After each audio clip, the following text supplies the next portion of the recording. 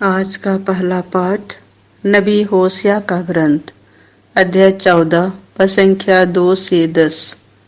हम फिर कभी अपने हाथों की बनाई हुई मूर्ति को अपना ईश्वर नहीं मानेंगे।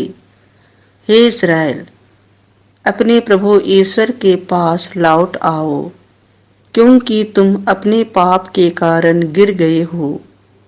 प्रार्थना का चढ़ावा लेकर प्रभु के पास लौट जाओ और यह कहो, हमारा अपराध क्षमा कर और हमारा शुभ संकल्प ग्रहण कर, जिससे हम बलि पशुओं के बदले तुझे अपनी प्रार्थना चढ़ाएं।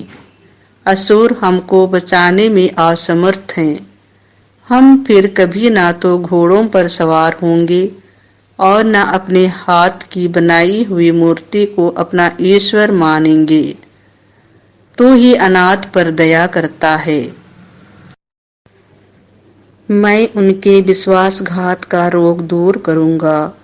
मैं उनको सारे हृदय से प्यार करूंगा, क्योंकि मेरा क्रोध उन पर से दूर हो गया है। मैं इस्राएल के लिए ओस के सादृश बन जाऊंगा। वह शोषण की तरह खिल उठेगा और लेबानोन के देवदार की तरह जड़ें जमाएगा। उसकी शाखाएं दूर तक फैल जाएंगी। उसकी शोभा जैतून के सादृश और उसकी सुगंध देवदार की तरह होगी। इस्राएल फिर मेरी छाया में निवास करेगा और प्रचुर मात्रा में गेहूं उपजाएगा। वह दाखलता की भांति फलेगा फूलेगा और लेबानोन की अंगूरी की तरह ख्याति प्राप्त करेगा। हे इब्राहिम, देव मूर्तियों से मुझको क्या? मैं तुम्हारी प्रार्थना सुनता और तुम्हारी देखरेख करता हूँ। मैं सदाबहार सारू का वृक्ष हूँ। तुम्हें मुझसे ही फल मिलता रहता है।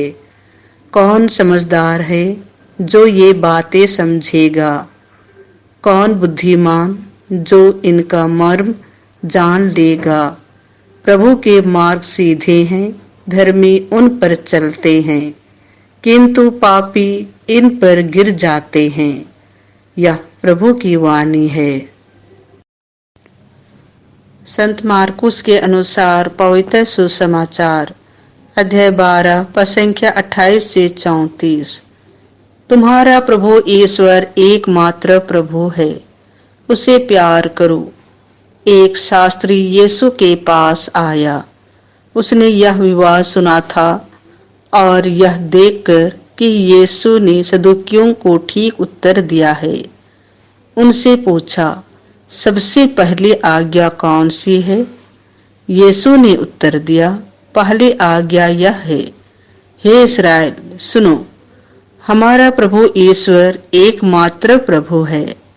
अपने प्रभु ईश्वर को अपने सारे हृदय, अपनी सारी आत्मा, अपनी सारी बुद्धि और सारी शक्ति से प्यार करो। दूसरी आज्ञा यह है, अपने पड़ोसी को अपने समान प्यार करो। इनसे बड़ी कोई आज्ञा नहीं है। शास्त्री ने उससे कहा, ठीक है गुरुवर, आपने सच कहा है। एक ही ईश्वर है, उसके सिवा और कोई नहीं है। उसे अपने सारे हृदय, अपनी सारी बुद्धि और अपनी सारी शक्ति से प्यार करना और अपने पड़ोसी को अपने समान प्यार करना, यह हर प्रकार के होम और बलिदान से बढ़कर है। यीशु ने उसका विवेकपूर्ण उत्तर सुनकर उससे कहा, तुम ईश्वर के राज्य से दूर नहीं हो। इसके बाद किसी को यीशु से और प्रश्न करने का साहस नहीं हुआ। यह प्रभु का सुसमाचार है।